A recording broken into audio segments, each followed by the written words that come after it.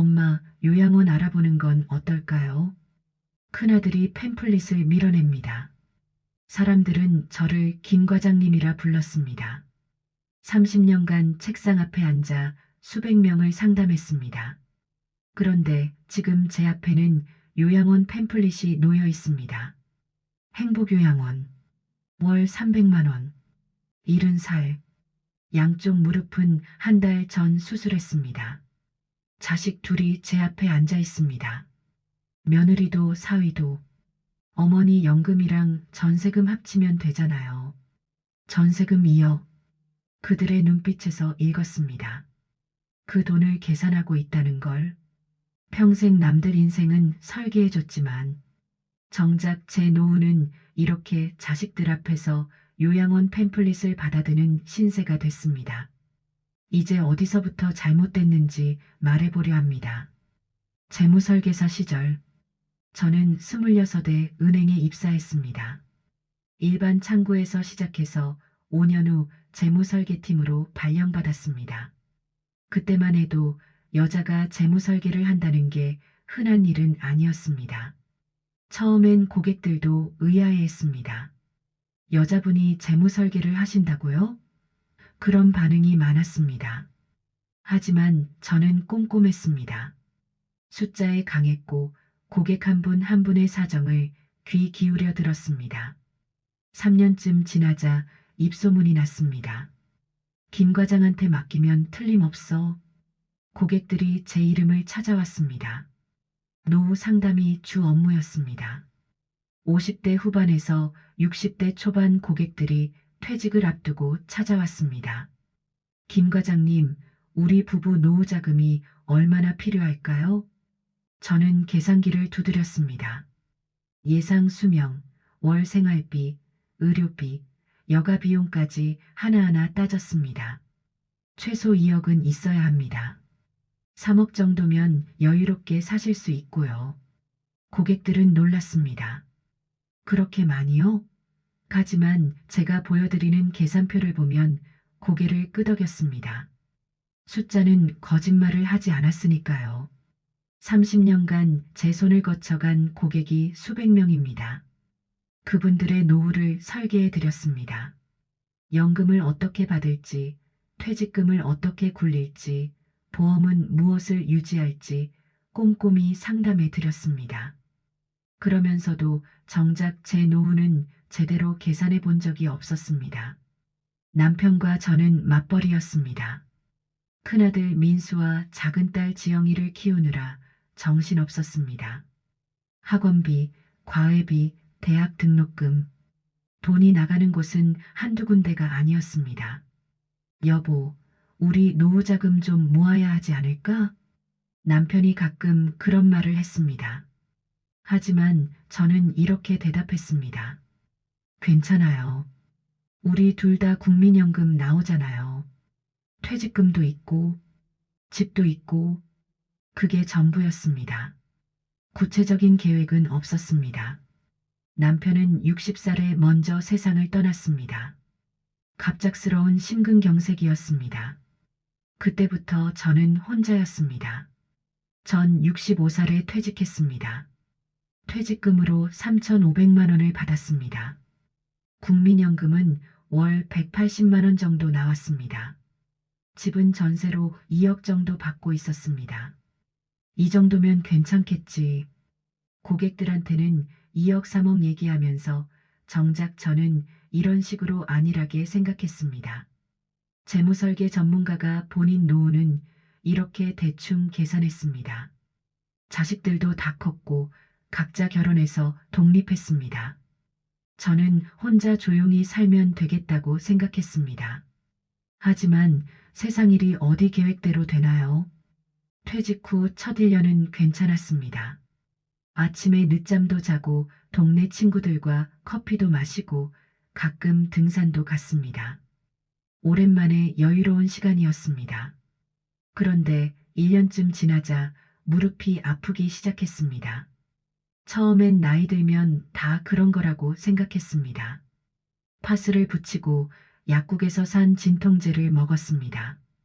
한 달이 지나도 나아지지 않았습니다. 계단을 오르내릴 때마다 무릎에서 소리가 났습니다. 뚝뚝 하는 소리가 들렸습니다. 아침에 일어날 때도 무릎이 뻣뻣했습니다. 이러다 말겠지. 그렇게 석 달을 버텼습니다. 하지만 점점 심해졌습니다. 장을 보러 마트에 갔다가 돌아오는 길이 고통스러웠습니다. 무거운 걸 들면 무릎이 휘청거리는 느낌이었습니다. 결국 병원에 갔습니다. 정형외과 의사가 엑스레이를 찍더니 심각한 표정을 지었습니다. 김영희님, 양쪽 무릎 연골이 거의 다 닳았네요. 뼈끼리 부딪히고 있어요. 그럼 어떻게 해야 하나요? 인공관절 수술이 필요합니다. 양쪽 다요. 그 말을 듣는 순간 머리가 하얘졌습니다. 인공관절 수술이라니. 제가 상담했던 고객 중에도 그런 수술 받으신 분들이 있었습니다. 회복 기간이 만만치 않다는 것도 알고 있었습니다. 수술 안 하면 어떻게 되나요? 지금도 많이 불편하시잖아요. 더 진행되면 걷는 것 자체가 힘들어집니다. 선택의 여지가 없었습니다. 수술 날짜를 잡았습니다. 수술비는 보험으로 대부분 처리됐지만 그래도 200만 원 정도는 들었습니다. 퇴직금에서 조금씩 쓰기 시작했습니다. 민수에게 전화했습니다. 민수야, 엄마가 다음 주에 무릎 수술 받는다. 네. 어머니 무슨 수술이요? 인공관절 수술. 양쪽 무릎 다. 전화기 너머로 잠시 침묵이 흘렀습니다. 어머니 혼자 어떻게 하세요? 제가 병원 모셔다 드릴게요. 괜찮아. 택시 타고 갈게. 수술 끝나면 연락할게. 퇴원하시면 어떡하시려고요? 혼자 생활 못하실 텐데. 그 말이 맞았습니다. 의사 말로는 수술 후 석 달은 재활이 필요하다고 했습니다. 혼자서는 화장실 가는 것도 힘들 거라고 했습니다. 일단 수술하고 생각해 볼게. 지영이도 걱정하며 전화했습니다. 손주 민지도 할머니 괜찮으세요? 하고 문자를 보냈습니다. 수술은 무사히 끝났습니다. 하지만 깨어났을 때 양쪽 무릎이 엄청나게 아팠습니다. 진통제를 맞았지만 그래도 아팠습니다. 이번 일주일 동안 간호사들 도움으로 겨우겨우 생활했습니다. 침대에서 일어나는 것도 힘들었고 화장실 가는 것은 더 힘들었습니다. 퇴원 전날 의사가 말했습니다. 집에 가셔도 당분간은 누군가 도움이 필요합니다. 가족분이 계신가요? 아들, 딸이 있긴 한데 혼자 생활은 위험합니다. 가족분과 함께 지내시거나 간병인을 구하시는 게 좋겠어요. 그날 저녁 민수가 병실로 찾아왔습니다. 어머니, 우리 집으로 가시죠. 당분간은 혼자 계시기 힘드실 텐데. 거절할 수가 없었습니다. 정말로 혼자서는 아무것도 할 수 없는 상태였으니까요. 그래, 미안하구나. 조금만 신세 질게. 괜찮아요. 어머니, 우리 집에 방도 있으니까 편하게 계세요. 그렇게 저는 큰아들 민수네 집으로 가게 되었습니다. 그때만 해도 몰랐습니다. 그게 제 인생에서 가장 힘든 시간의 시작이 될 줄은요. 민수네 집은 아파트 30평형이었습니다. 방이 3개 있었는데 하나는 민수 부부 방, 하나는 손주 민지 방, 그리고 작은 방 하나가 제 방이 되었습니다. 처음 일주일은 정말 좋았습니다. 며느리 미영이가 친절했습니다. 아침마다 죽을 끓여줬고 제가 화장실 갈 때 부축해줬습니다. 손주 민지도 학교 갔다 오면 방에 들러서 할머니 오늘 괜찮으세요? 하고 물었습니다. 우리 민지 덕분에 할머니가 힘이 나네. 할머니 빨리 나으셔야 해요. 민수도 퇴근하면 제 방에 들어와서 이것저것 물어봤습니다. 불편한 건 없는지, 필요한 건 없는지. 그때는 정말 고마웠습니다. 자식들이 이렇게 챙겨주는구나 싶었습니다. 하지만 2주일쯤 지나자 분위기가 조금씩 달라지기 시작했습니다. 미영이가 아침에 죽을 끓여주던 게 빵과 우유로 바뀌었습니다. 어머니 죄송한데 오늘 회사 일찍 나가야 해서요. 냉장고에 반찬 있으니까 점심은 알아서 드세요. 그래 괜찮아. 너 일 가거라. 점점 더 혼자 있는 시간이 많아졌습니다. 민수도 미영이도 맞벌이라 아침 일찍 나가서 저녁 늦게 들어왔습니다. 민지는 학교 끝나면 학원 가고 밤 9시가 넘어서 들어왔습니다. 낮에는 저 혼자였습니다. 텔레비전을 보거나 창밖을 내다봤습니다. 무릎이 아파서 많이 돌아다닐 수도 없었습니다. 화장실 가는 것도 조심조심 벽을 잡고 가야 했습니다. 저녁이 되면 가족들이 모였습니다. 하지만 예전처럼 이야기를 많이 나누지 않았습니다. 할머니 오늘 뭐 하셨어요? 응, 그냥 쉬었어. 아, 네. 민지는 밥을 빨리 먹고 자기 방으로 들어갔습니다. 친구들과 메신저 하느라 바빴습니다. 민수와 미영이는 거실에서 텔레비전을 봤지만 대화는 별로 없었습니다. 제가 거실에 나가면 어색한 분위기가 됐습니다. 어머니 불편하시면 방에서 쉬세요. 여기 소파가 좀 딱딱해서요. 미영이가 그렇게 말했습니다. 배려하는 것처럼 들렸지만 사실은 거실에 나오지 말라는 뜻이었습니다. 한 달쯤 지나자 미영이의 표정이 눈에 띄게 굳어졌습니다. 어머니 오늘 병원 가셔야 하는 거 아니에요? 아, 그래. 재활치료 받아야 하는데 제가 모셔다 드려야 하나요? 목소리에 짜증이 묻어났습니다. 아니야, 괜찮아. 택시 타고 갈게. 다리가 그러신데 혼자 어떻게 가세요? 제가 모셔다 드릴게요.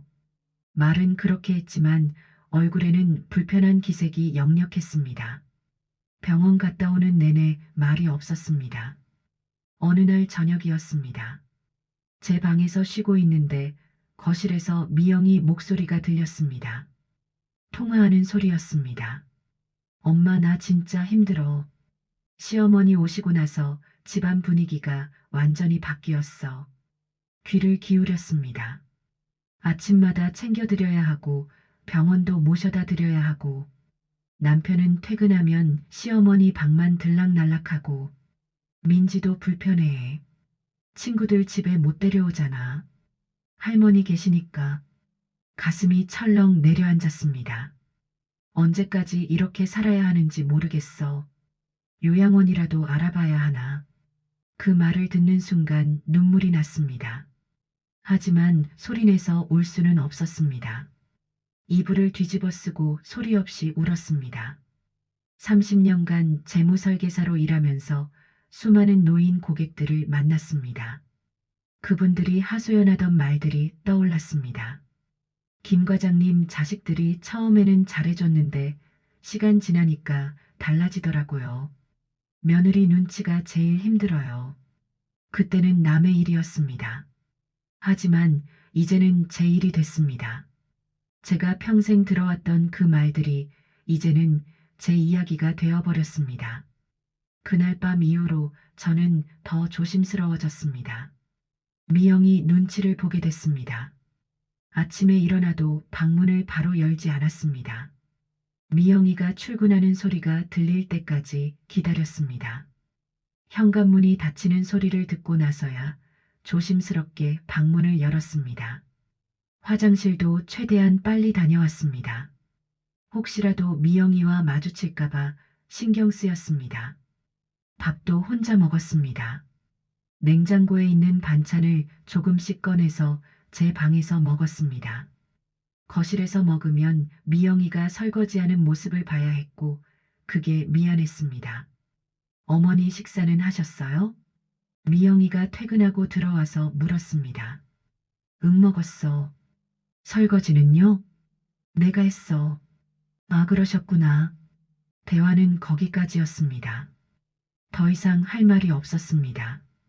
저녁 시간이 제일 힘들었습니다. 가족들이 모두 모이는 시간이었지만 저만 없는 것 같았습니다. 민수와 미영이는 식탁에 마주 앉아 밥을 먹었습니다. 민지는 자기 방에서 먹겠다고 했습니다. 저는 제 방에서 먹었습니다. 어머니 같이 드시죠. 민수가 가끔 불렀지만 사양했습니다. 아니야, 나는 방에서 편하게 먹을게. 사실은 편한 게 아니었습니다. 미영이 얼굴을 보는 게 부담스러웠습니다. 어느 날 저녁 제 방 문틈으로 부부 싸움 소리가 들렸습니다. 당신 어머니 언제까지 우리 집에 계실 거야? 미영이 목소리였습니다. 아직 무릎이 완전히 안 나으셨잖아. 벌써 2달이야. 병원에서는 석 달이면 일상생활 가능하다고 했잖아. 그래도 아직은 우리도 생활이 있잖아. 민지도 불편해하고 나도 매일 눈치 보면서 사는 거 지겨워. 그럼 어쩌라고. 우리 엄마인데 시어머니 본인 집이 있잖아. 거기 가서 지내시면 되지. 혼자 어떻게 생활해. 아직 다리가 불편하신데. 그럼 간병인을 구하시든지 아니면 요양원도 있잖아. 요양원이라는 단어가 나왔습니다. 민수가 한숨 쉬는 소리가 들렸습니다. 요양원은 비싸잖아. 시어머니 연금으로 하시면 되지. 그리고 전세금도 있고. 전세금 이야기가 나왔습니다. 제 귀가 번쩍 뛰었습니다. 전세금은 어머니 노후 자금이야. 노후 자금? 요양원 들어가시면 어차피 그 돈으로 내셔야 하잖아. 집도 비워야 하고. 미영이 목소리가 점점 커졌습니다. 아니면 당신이 매달 돈 보태서 간병인 구해드리면 되겠네. 한 달에 500만 원은 들 텐데. 500만 원은 무슨. 알아봐. 요즘 간병인이 얼마나 비싼지. 차라리 요양원이 나을 거야. 저는 이불 속에서 몸을 웅크렸습니다. 제가 짐이 되어버렸습니다. 다음 날 아침 민수가 제 방에 들어왔습니다. 어머니 잘 주무셨어요? 응. 어머니 무릎 상태가 어때요? 많이 나아지셨어요? 응, 좀 나아진 것 같아. 사실은 아직도 계단 오르내리기가 힘들었습니다. 하지만 거짓말을 했습니다. 빨리 나았다고 해야 이 집에서 나갈 수 있을 것 같았습니다. 그럼 다행이네요. 어머니 사실은. 민수가 말을 머뭇거렸습니다. 뭐가 있니? 미영이가 요즘 좀 힘들어해요. 회사 일도 바빴고. 그래서 그러는데. 알아. 엄마가 너무 오래 신세졌지. 아니에요. 그게 아니라. 괜찮아. 엄마가 집으로 돌아갈게. 어머니 혼자 생활하시기 힘드실 텐데요. 괜찮아. 이제 많이 나았어. 혼자서도 할 수 있어. 민수는 안도하는 표정을 지었습니다. 그 표정을 보니 가슴이 아팠습니다. 정 힘드시면 좋은 요양원 몇 군데 알아봤어요. 시설도 좋고. 요양원은 안 갈 거야. 어머니 요즘 요양원 좋아요. 간호사도 있고 의사도 정기적으로 오고. 됐어. 엄마는 집으로 갈 거야. 제 목소리가 단호했습니다. 민수는 더 이상 말하지 않았습니다. 사흘 후 저는 제 집으로 돌아왔습니다. 민수가 짐을 날라다 줬습니다. 어머니 정말 괜찮으시겠어요? 괜찮아. 필요한 거 있으면 언제든 연락하세요. 그래. 민수가 돌아간 후 저는 혼자 빈집에 앉아 있었습니다. 2달 만에 돌아온 집이었습니다. 조용했습니다. 너무 조용했습니다. 하지만 이상하게도 마음은 편했습니다. 눈치 볼 필요가 없었습니다. 며느리 얼굴 살필 필요가 없었습니다. 그런데 문제가 있었습니다. 혼자 생활하기가 정말 힘들었습니다. 집으로 돌아온 첫날 밤 화장실을 가다가 넘어질 뻔했습니다. 무릎에 힘이 제대로 안 들어갔습니다. 벽을 잡고 간신히 중심을 잡았습니다. 아침에 일어나서 부엌에 갔습니다. 냉장고를 열었는데 먹을 게 별로 없었습니다. 2달 동안 비워뒀으니 당연했습니다. 장을 보러 가야 했습니다. 하지만 마트까지 걸어가는 게 무서웠습니다. 무릎이 중간에 꺾일 것 같았습니다. 결국 인터넷으로 장을 봤습니다. 배달이 오는데 이틀이 걸렸습니다. 그 이틀 동안 냉동실에 있던 오래된 반찬으로 버텼습니다. 밤에는 잠이 안 왔습니다. 혼자라는 게 무섭게 느껴졌습니다. 만약에 자다가 쓰러지면 어떡하지? 무릎이 또 아프면 어떡하지? 그런 생각들이 계속 들었습니다. 일주일을 버텼습니다. 하지만 한계였습니다. 어느 날 아침 화장실에서 나오다가 그만 미끄러졌습니다. 바닥에 물기가 있었습니다. 쿵 하는 소리와 함께 엉덩이를 찧었습니다. 아야! 소리를 질렀지만 아무도 없었습니다. 혼자였습니다. 한참을 바닥에 앉아 있었습니다. 일어나려고 해도 무릎에 힘이 안 들어갔습니다. 벽을 잡고 간신히 일어섰습니다. 그날 저녁 작은 딸 지영이에게 전화했습니다. 엄마 왜요? 무슨 일 있어요? 지영아, 엄마가 오늘 집에서 넘어졌어. 네, 어디 다치셨어요? 엉덩이를 좀 찧었는데 괜찮아. 그냥 혼자 있기가 좀 무섭네. 전화기 너머로 지영이가 한숨 쉬는 소리가 들렸습니다. 엄마 오빠네는 어떻게 됐어요?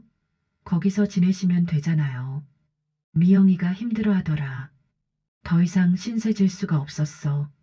그럼 엄마 우리 집으로 오실래요? 목소리에 망설임이 묻어났습니다. 하지만 저는 다른 선택지가 없었습니다. 그래도 될까? 네, 일단 오세요. 준호한테 얘기해 볼게요. 이틀 후 지영이가 차를 가지고 왔습니다. 짐을 싸서 작은 딸네 집으로 갔습니다. 지영이네는 신혼 3년 차였습니다. 아파트는 25평형으로 민수네보다 작았습니다. 방이 2개뿐이었습니다. 엄마 이 방 쓰세요. 좁지만 작은 방이었습니다. 책상 하나와 침대 하나 놓으면 꽉 찼습니다. 고마워 지영아. 괜찮아요 엄마. 근데 준호가 회사 일 때문에 요즘 스트레스가 좀 있어요. 그래서 알았어. 엄마가 조용히 있을게. 사위 준호는 저녁에 들어왔습니다. 인사는 했지만 표정이 밝지 않았습니다. 어머니 모셨어요. 편하게 지내세요.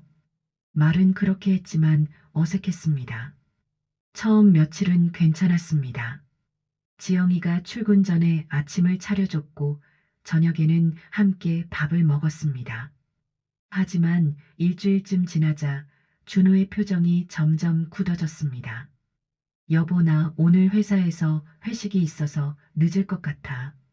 또 어제도 늦게 들어왔잖아. 바빴어. 그냥 오늘도 늦을 거야. 준호는 점점 집에 늦게 들어왔습니다. 주말에도 골프를 간다며 나갔습니다. 집에 있는 시간이 줄어들었습니다. 지영이는 그런 남편 때문에 스트레스를 받는 것 같았습니다. 한 달쯤 지났을 때였습니다. 밤에 제 방 옆에서 부부 싸움 소리가 들렸습니다. 당신 요즘 왜 이래? 맨날 늦게 들어오고 집에 있어봐야 불편하잖아. 그게 무슨 말이에요? 어머님이 계시잖아. 내 집 같지가 않아. 그게 무슨... 솔직히 얘기하자. 신혼집에 장모님이 계시는 게 편하겠어? 친구들도 못 부르고. 그래도 우리 엄마인데 어떡해. 오빠네는 왜 안 모시고? 오빠네도 힘들어했대. 그럼 요양원 알아보면 되잖아. 또 요양원 얘기가 나왔습니다. 저는 이불을 뒤집어 썼습니다. 큰아들네에서도 들었던 그 말을 작은 딸네에서도 듣게 됐습니다. 다음 날 아침 지영이가 조심스럽게 말했습니다. 엄마 오빠가 어제 전화했는데요. 무슨 얘기했는데?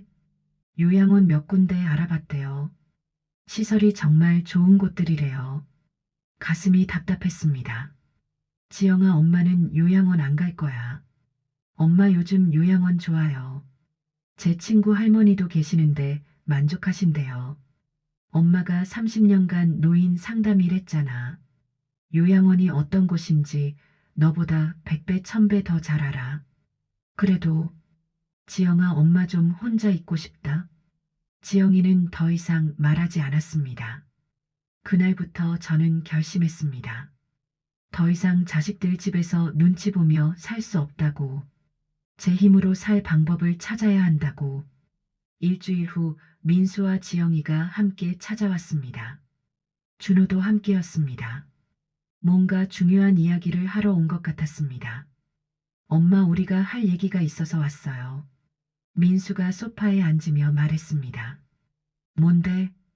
엄마 건강 문제예요. 솔직히 말씀드리면 혼자 생활하시기 힘드시잖아요. 엄마는 괜찮아. 괜찮지 않으세요? 집에서 넘어지셨다면서요. 더 큰 사고 나면 어떡해요? 지영이가 걱정스러운 표정으로 말했습니다. 민수가 가방에서 서류 몇 장을 꺼냈습니다. 요양원 안내 팸플릿이었습니다. 엄마, 우리가 알아본 요양원인데요. 세 군데 다 시설이 정말 좋아요. 테이블 위에 펼쳐진 팸플릿들을 봤습니다. 행복요양원, 실버타운, 헤든 요양센터, 모두 깨끗하고 좋아 보였습니다. 여기 보세요.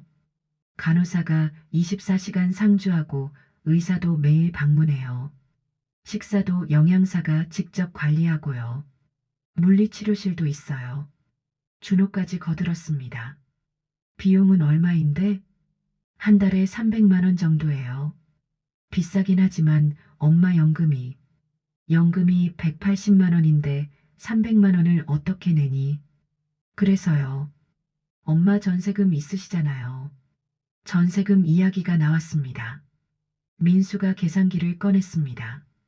역시 재무 쪽 일을 했던 저를 설득하려면 숫자가 필요하다고 생각한 모양이었습니다. 엄마, 지금 전세금이 2억이시죠? 이걸 정기예금 넣으면 이자가 월 60만 원쯤 나와요. 거기에 연금 180만 원 더하면 240만 원이에요.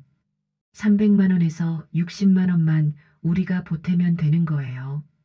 그러니까 전세금을 빼서 쓰라는 거구나. 엄마가 혼자 사실 집도 필요 없잖아요. 어차피 요양원 들어가시면 집은 비워야 하고. 지영이가 거들었습니다. 엄마, 이렇게 하면 안전하게 사실 수 있어요. 전문가들이 돌봐드리니까. 저는 한숨을 쉬었습니다. 너희들 진짜 속내가 뭐니? 네. 전세금이 탐나는 거지. 거실에 침묵이 흘렀습니다. 엄마, 무슨 말씀을. 솔직히 얘기해봐. 민수야, 너 민지 등록금 필요하지? 지영아, 너는 준호 사업 자금 필요하고? 두 자식의 얼굴이 굳어졌습니다. 준호가 어색하게 웃으며 말했습니다. 어머님, 오해해요. 우리는 진심으로 어머님 걱정돼서. 그만해. 엄마가 30년간 재무설계 일했어. 너희들이 뭘 생각하는지 다 보여. 민수가 난처한 표정으로 말했습니다. 어머니, 사실 민지 등록금이 좀 부담스럽긴 해요. 하지만 그것보다는 정말로 어머니가 혼자 사시는 게 위험해서. 알았어. 그런데 엄마는 요양원 안 갈 거야. 왜요? 시설도 좋고 안전한데요. 엄마가 30년간 노인복지 쪽 일하면서 요양원 어르신들 얼마나 많이 봤는지 아니. 처음에는 자식들이 일주일에 한 번씩 온다고 약속하지. 한 달 지나면 한 달에 한 번. 1년 지나면 명절에도 안 와. 우리는 안 그럴게요. 그래, 다들 그렇게 말하지. 하지만 현실은 달라. 지영이가 눈물을 글썽이며 말했습니다. 엄마, 우리가 엄마를 버리는 것처럼 말씀하시면 어떡해요. 버리는 게 아니라는 걸 알아. 하지만 요양원 보내는 건 편하자는 거잖아. 너희가 편하려고. 민수가 답답한 표정으로 말했습니다. 그럼 어머니는 어떻게 하시려고요? 혼자 사시는 것도 위험하고 우리랑 같이 사는 것도 힘드시다면서요. 엄마가 알아서 할게. 간병인이요? 한 달에 500만 원 넘게 들어요. 알아. 그것도 아니야. 그럼 뭐가 있어요? 모르겠어. 하지만 분명 다른 방법이 있을 거야. 사실 저도 몰랐습니다. 어떻게 해야 할지.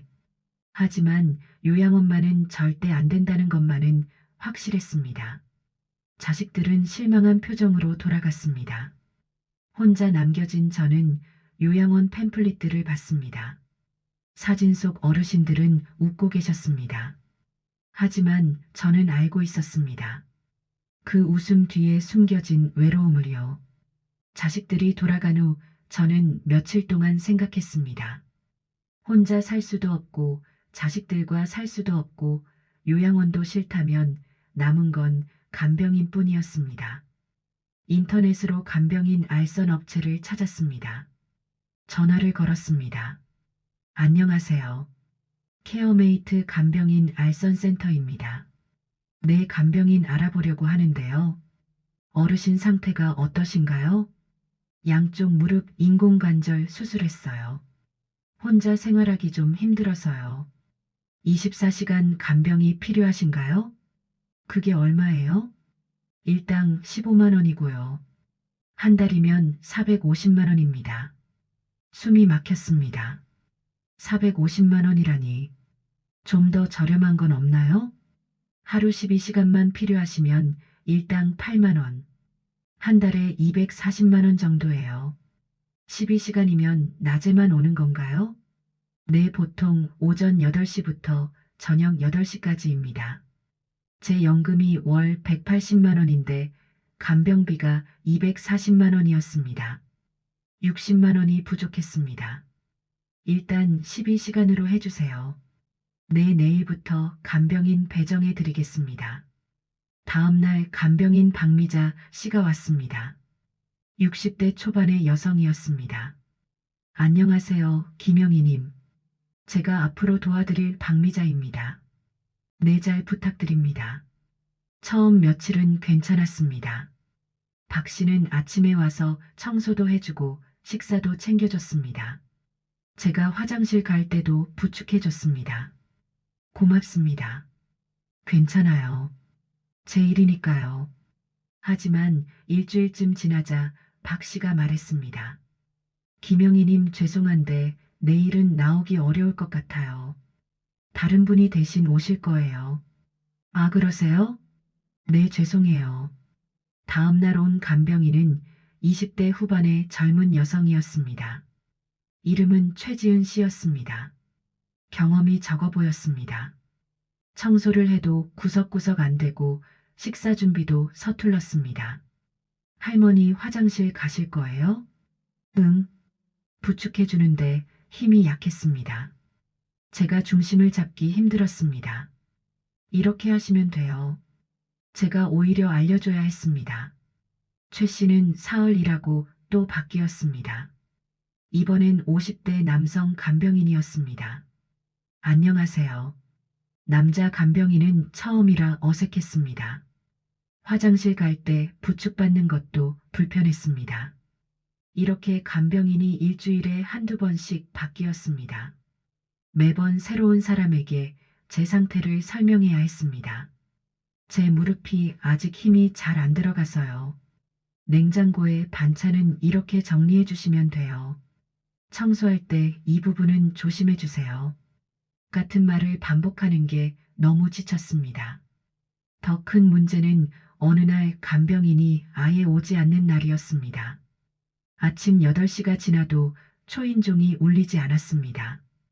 9시가 되어서 업체에 전화했습니다. 왜 아직 안 오셨나요? 죄송합니다, 김영희님. 오늘 배정된 간병인이 급한 일이 생겨서 못 온다고 합니다. 그럼 다른 분은요? 다른 분을 급하게 구하기가 어려워서요. 내일은 정상적으로 보내드리겠습니다. 오늘은요? 정말 죄송합니다. 전화를 끊었습니다. 하루 종일 혼자였습니다. 화장실 가는 것도 조심조심 벽을 잡고 갔습니다. 밥은 있는 걸로 대충 신김치와 쌀밥이었습니다. 넘어질까봐 무서워서 거의 침대에만 누워 있었습니다. 한 달이 지나자 통장에서 240만 원이 빠져나갔습니다. 연금 180만 원으로는 부족해서 적금을 깨야 했습니다. 2개월째 되던 달에는 간병인이 또 바뀌었습니다. 이번엔 60대 후반의 할머니였습니다. 제가 나이가 좀 있지만 일은 잘해요. 하지만 걱정했던 일이 벌어졌습니다. 간병인 할머니가 청소하다가 허리를 삐끗했습니다. 아이고 허리야. 괜찮으세요? 아니 좀 쉬어야 할 것 같아요. 결국 그 간병인도 며칠 일하고 그만뒀습니다. 3개월이 지나자 적금이 700만 원 넘게 줄어들었습니다.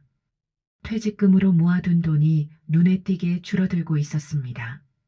게다가 간병인이 집에 있는 동안 제 사생활이 전혀 없었습니다. 텔레비전을 봐도 간병인이 옆에 있었습니다. 전화 통화를 해도 다 들렸습니다.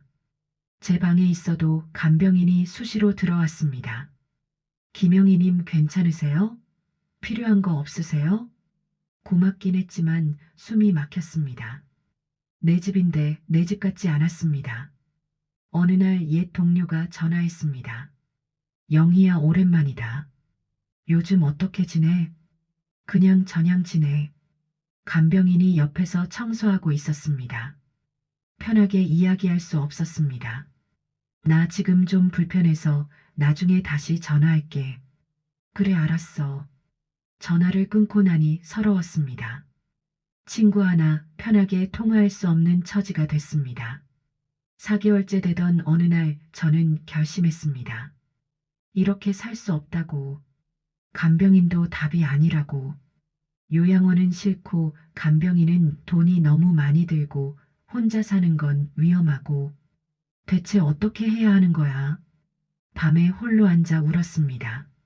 30년간 남들 노후는 설계해줬으면서 정작 제 노후는 이렇게 막막했습니다.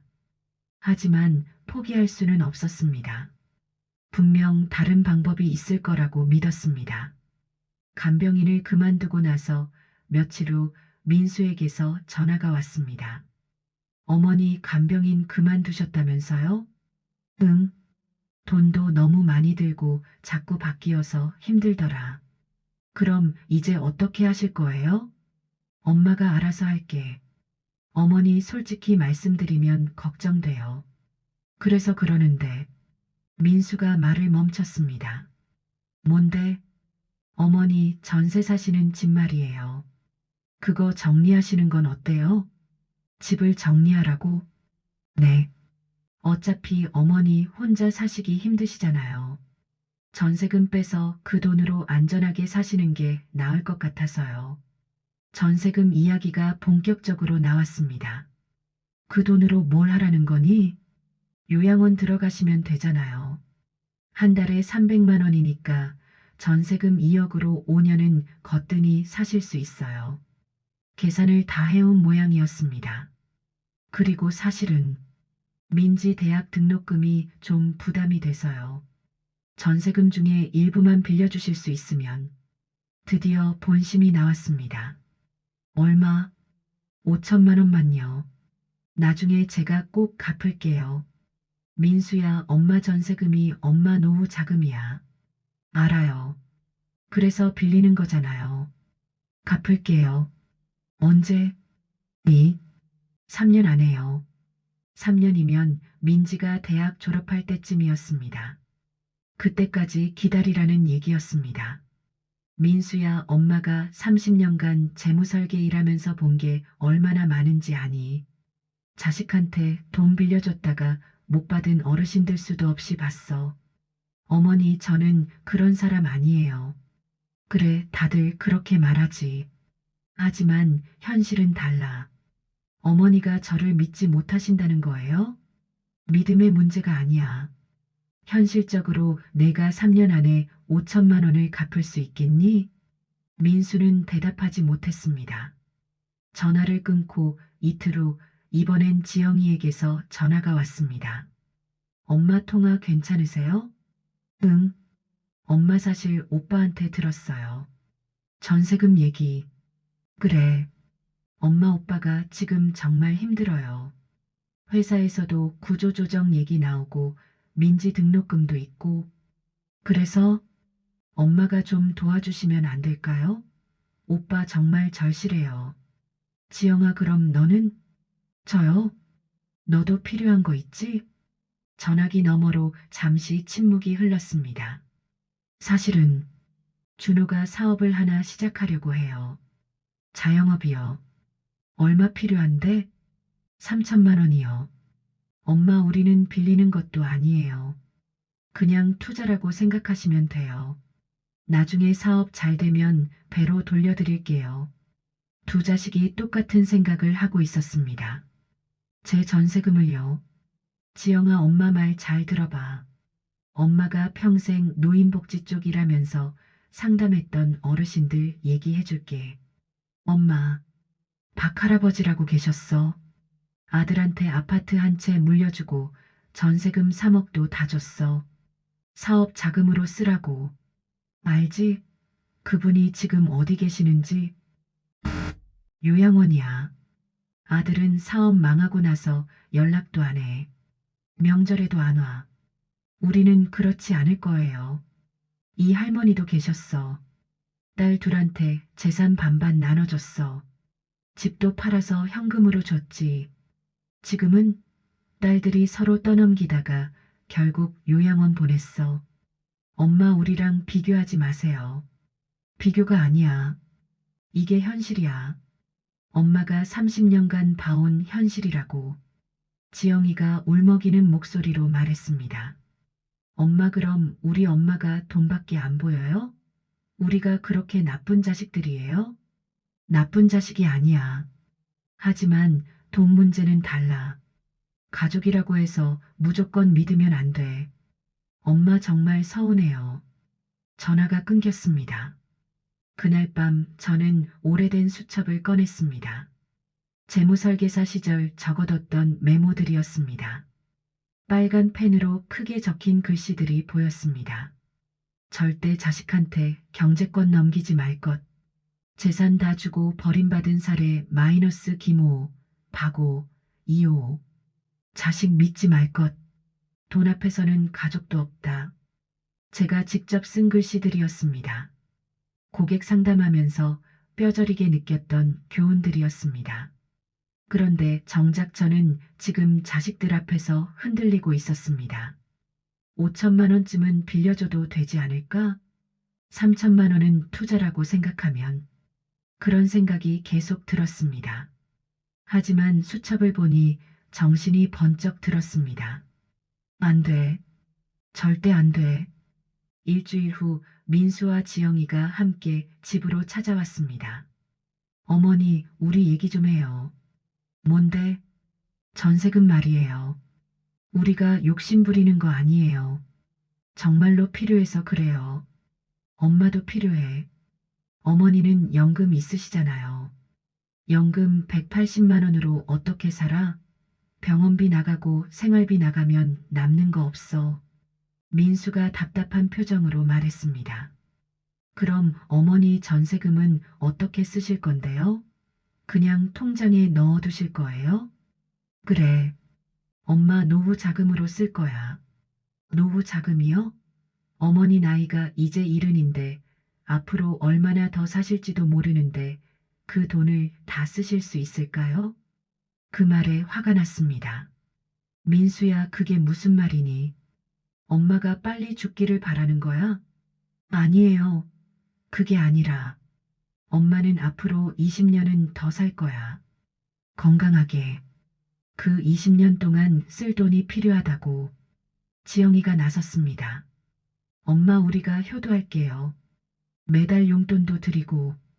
용돈? 얼마? 안. 30만 원씩이요. 그게 효도니? 엄마 전세금 2억 받아서 너희한테 나눠주고 엄마는 한 달에 30만 원 받으라고? 두 자식은 아무 말도 하지 못했습니다.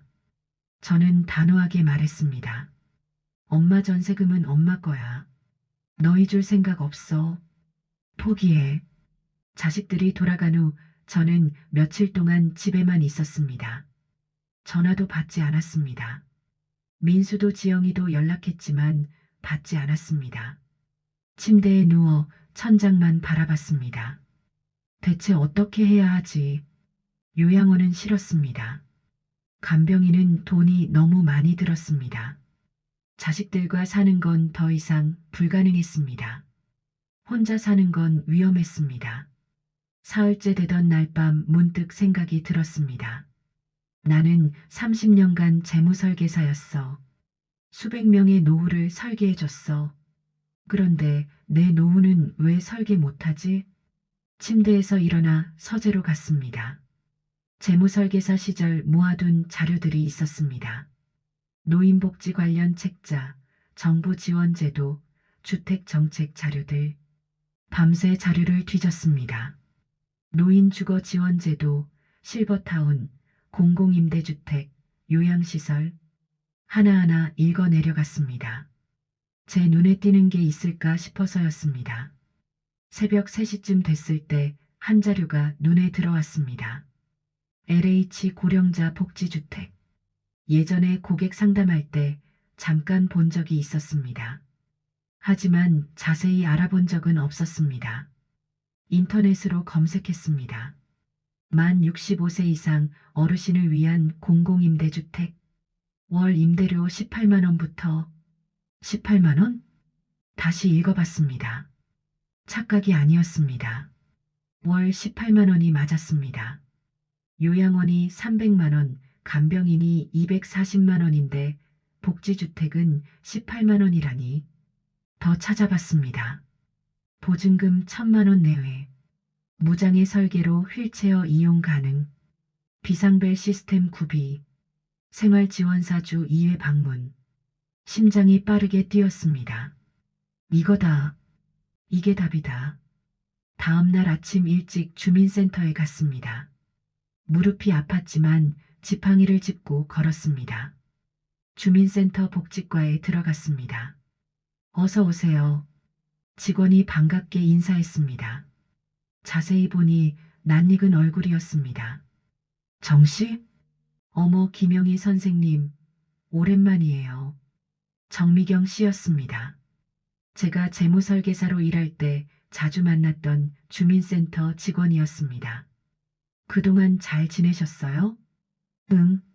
정 씨도 여기서 계속 일하고 있었구나. 네, 벌써 10년째예요. 근데 어쩐 일이세요? LH 고령자 복지주택 알아보려고. 정 씨 얼굴이 환해졌습니다. 아, 정말 잘 찾아오셨어요. 딱 선생님한테 맞는 곳이에요. 게시판으로 저를 안내했습니다. 거기에 LH 고령자 복지주택 입주자 모집 공고가 붙어 있었습니다. 보세요. 월 임대료가 정말 저렴해요. 20만 원도 안 돼요.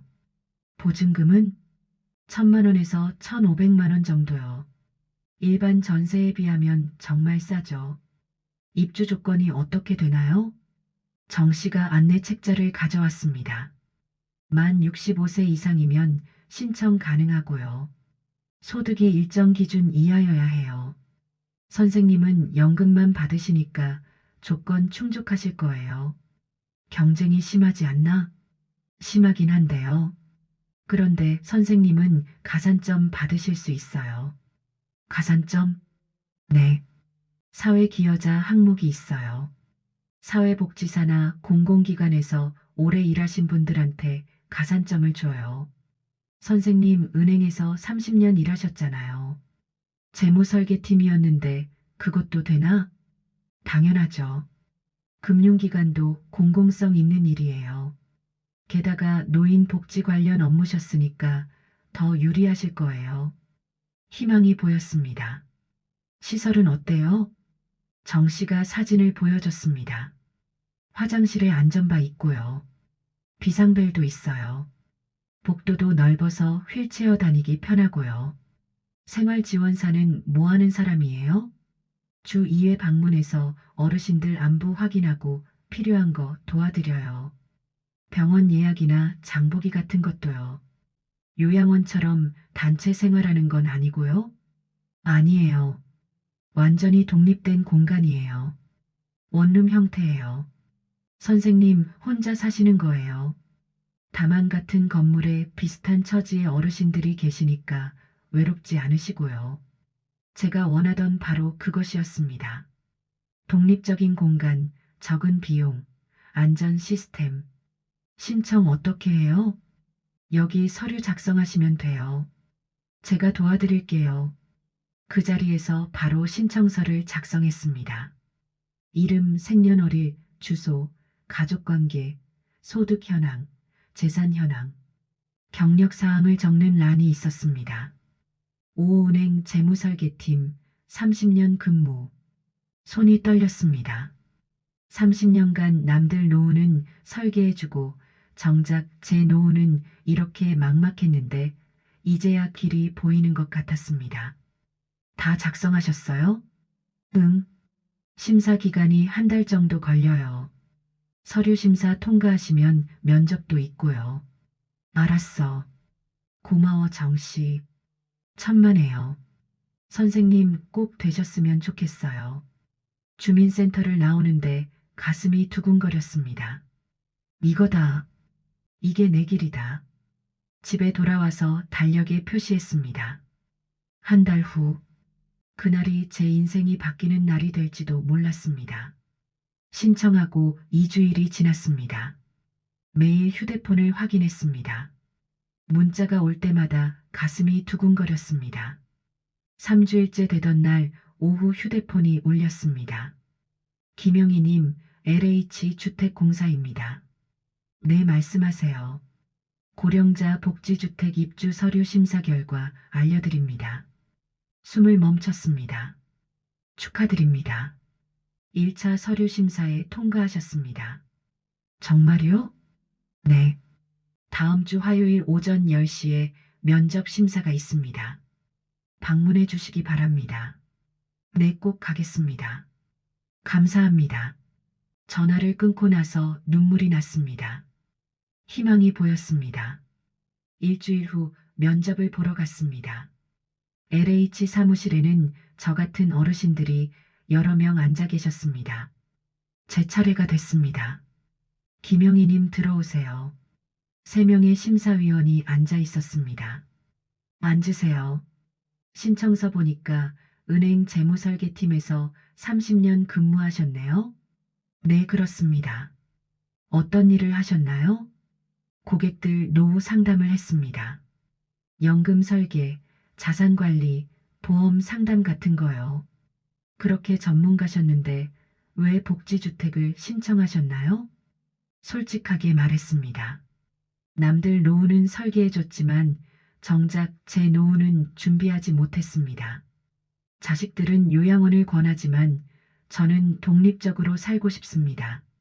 심사위원이 고개를 끄덕였습니다. 현재 건강 상태는 어떠세요?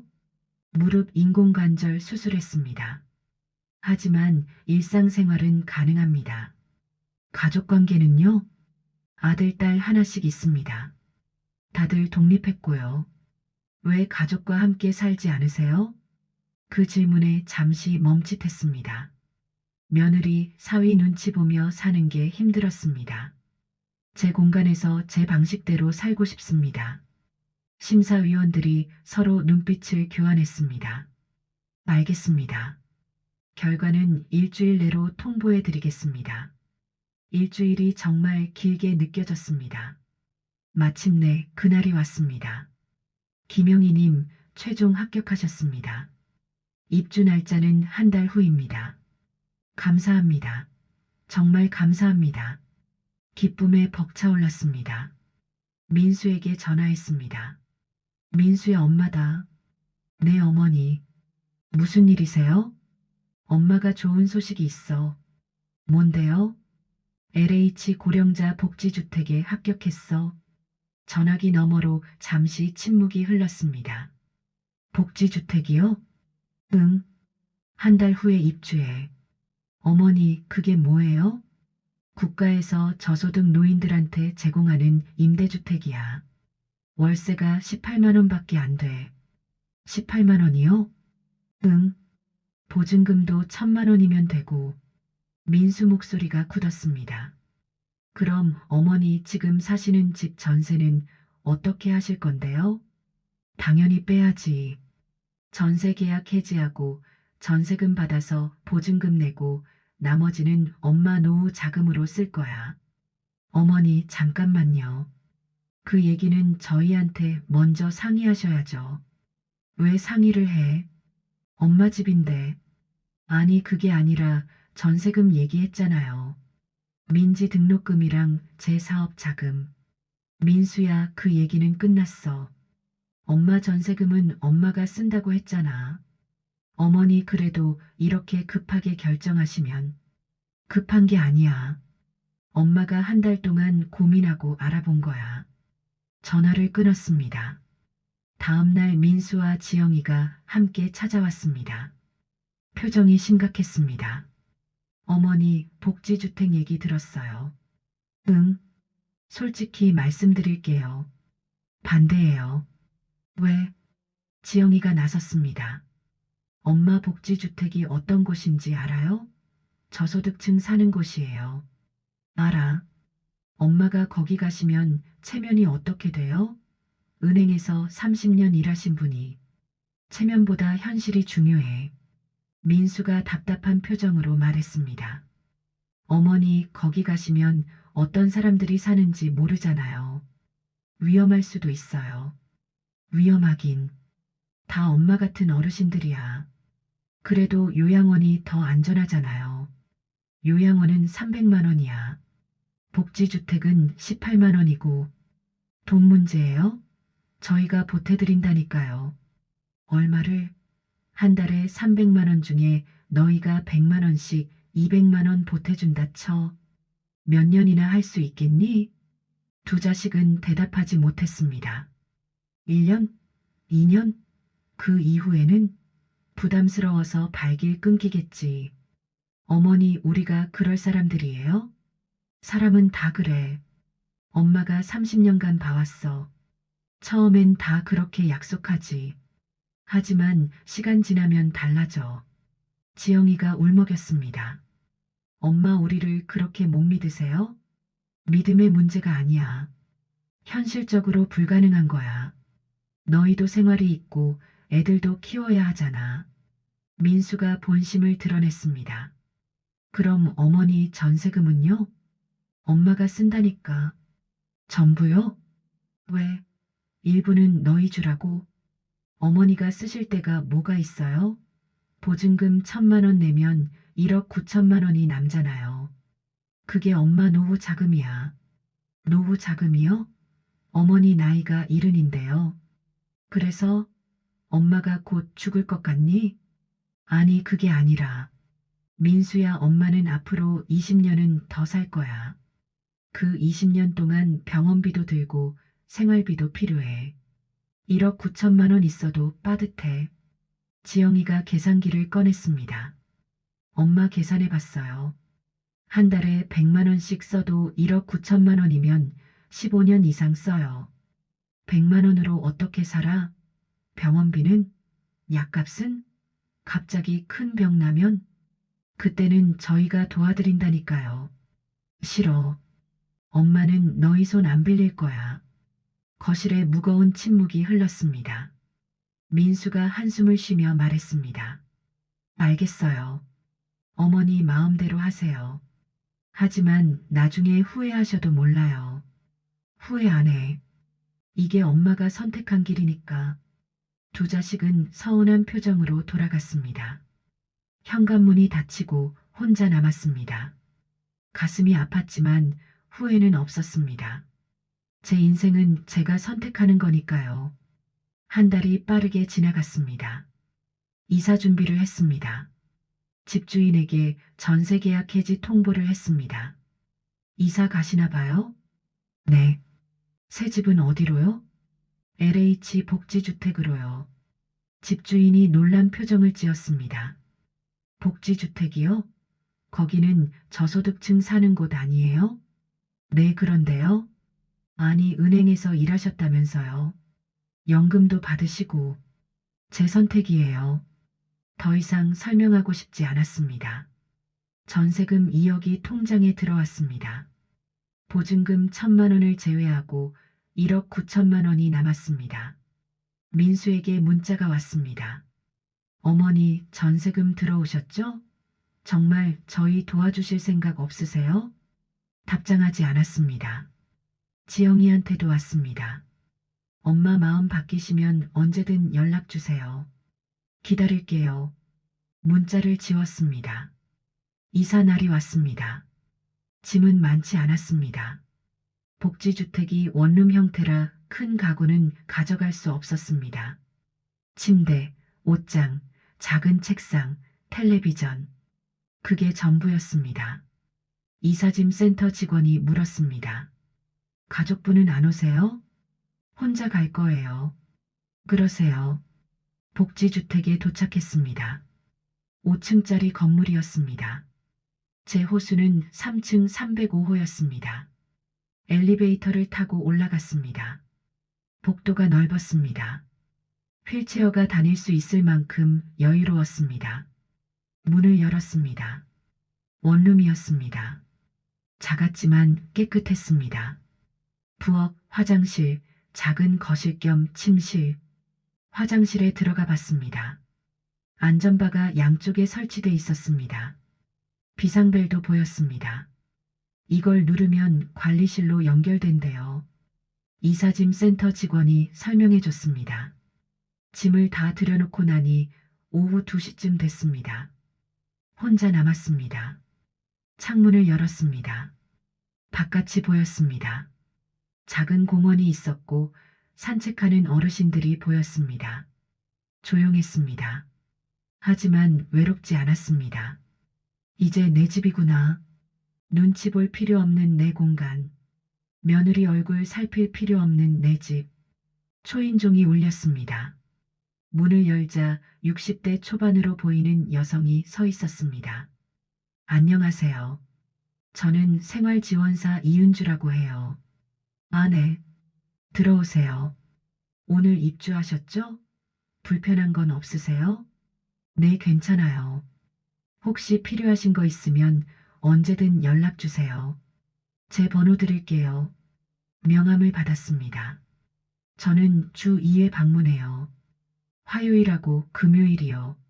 안부 확인하고 필요한 거 도와드려요. 감사합니다. 아, 그리고 내일 오전 10시에 입주자 오리엔테이션 있어요. 관리동에서요. 꼭 오세요. 네, 알겠습니다. 다음날 관리동에 갔습니다. 강당에 새로 입주한 어르신들이 모여 계셨습니다. 10명 정도였습니다. 관리소장이 나와서 설명했습니다.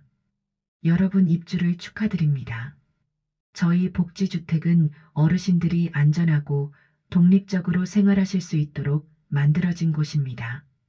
시설 이용법, 비상벨 사용법, 생활지원사 연락처 등을 설명했습니다. 단지 내에 작은 건강센터도 있습니다. 물리치료도 받으실 수 있어요. 매주 월요일, 수요일, 금요일 오후 2시부터 4시까지 운영합니다. 오리엔테이션이 끝나고 어르신들끼리 인사를 나눴습니다. 저는 박순자라고 해요. 4층에 살아요. 60대 후반으로 보이는 할머니였습니다. 저는 김영희예요. 3층이에요. 어머, 영애 씨 반갑네요. 저도 혼자 사는데 같이 밥이라도 먹어요. 그러면 좋죠. 이렇게 자연스럽게 친구가 생겼습니다. 일주일이 지났습니다. 매일 아침 일어나면 작은 공원으로 산책을 나갔습니다. 박순자 할머니도 만났고 옆집 최영자 할머니도 알게 됐습니다. 영애 씨 무릎은 어때요? 많이 좋아졌어요. 여기 건강센터에서 물리치료 받으니까요. 저도 거기서 치료받는데 정말 좋더라고요. 2주일쯤 지나자 완전히 적응했습니다. 아침에는 산책, 오전에는 건강센터에서 물리치료, 점심은 가끔 친구들과 단지 내 식당에서, 오후에는 독서나 텔레비전. 생활지원사 이은주 씨가 화요일과 금요일에 방문했습니다. 영애 씨 병원 예약하실 거 있으세요? 다음 주에 정형외과 가야 하는데요. 제가 예약해 드릴게요. 택시도 불러드릴까요? 아니요, 괜찮아요. 버스 타고 갈 수 있어요. 무릎이 많이 좋아졌습니다.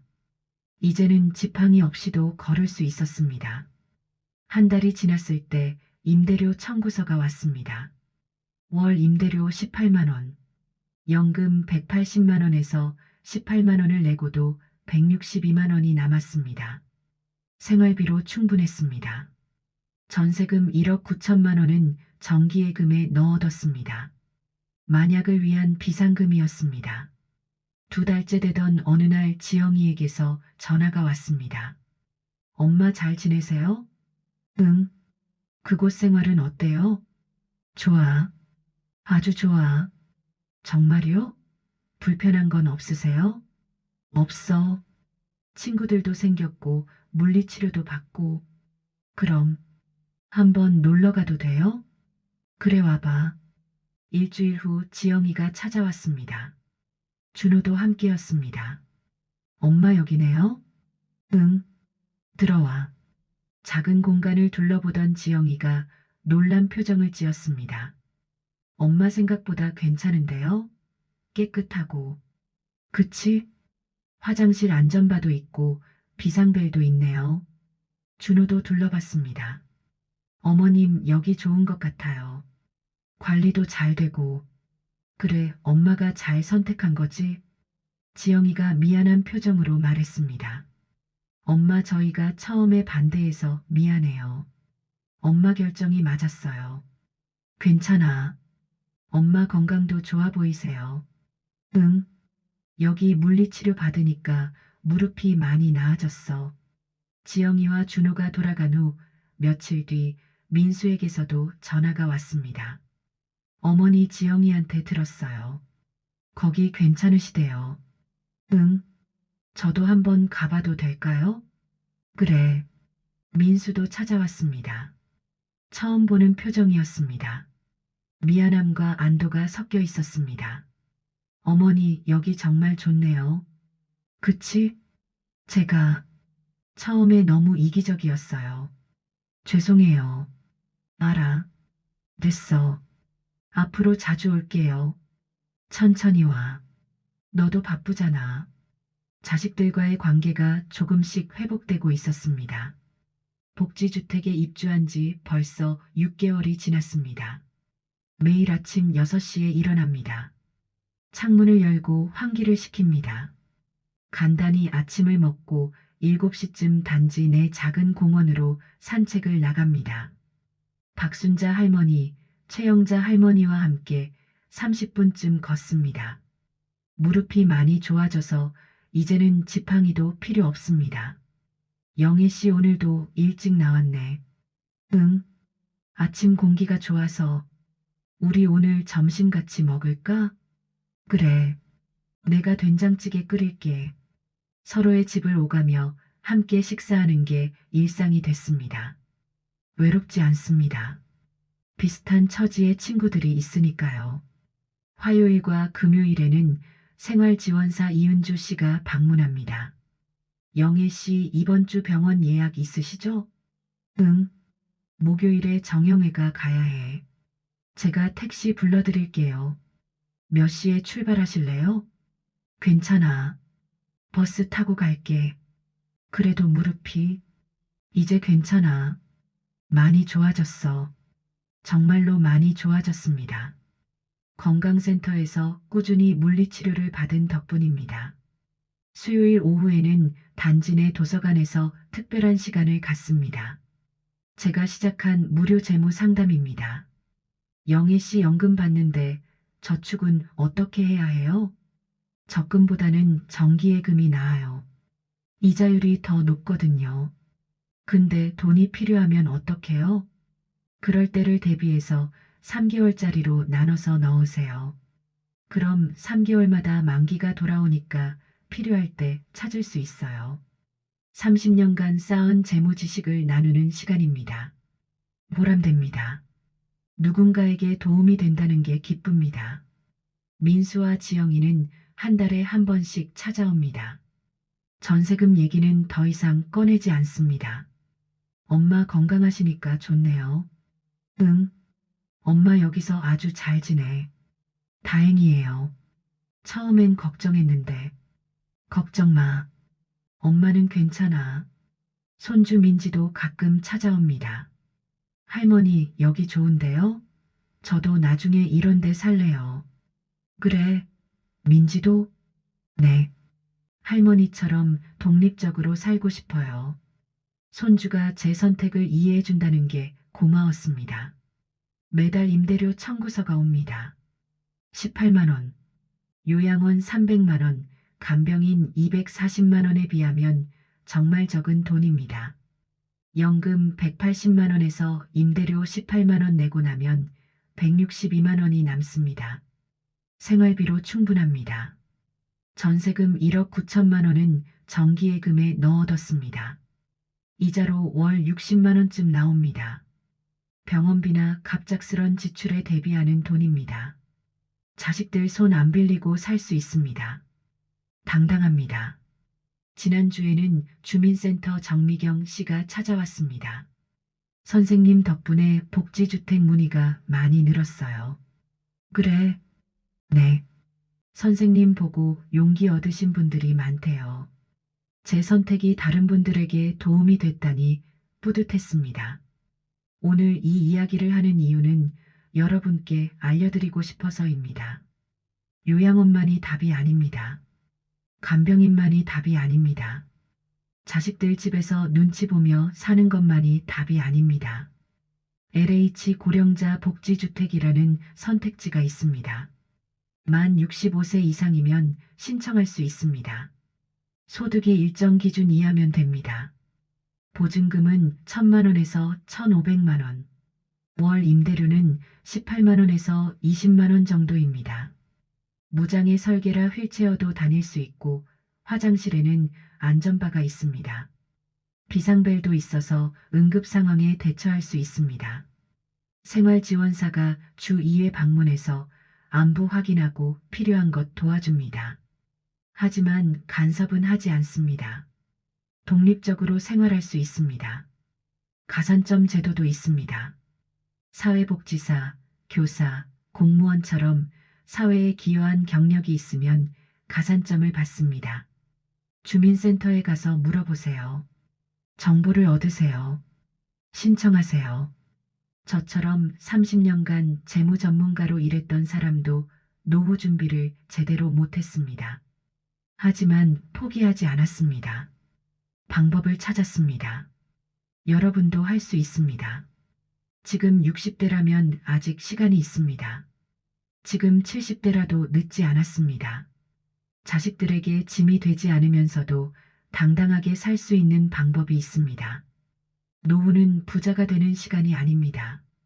존엄을 지키는 시간입니다. 저는 지금 70살입니다. 앞으로 20년은 더 살 수 있을 겁니다. 그 20년을 자식 눈치 보지 않고 요양원에서 외롭게 보내지 않고 당당하게 살 겁니다. 여러분도 그럴 수 있습니다. 이 이야기가 여러분께 조금이라도 도움이 됐다면 좋아요를 눌러주세요. 구독 버튼도 눌러주시고요. 주변에 노후 준비로 고민하시는 분들이 계시다면 이 영상을 공유해주세요. 한 분이라도 더 희망을 가질 수 있도록 도와주세요. 여러분의 노후도 행복하고 당당하길 진심으로 바랍니다. 긴 이야기 들어주셔서 감사합니다.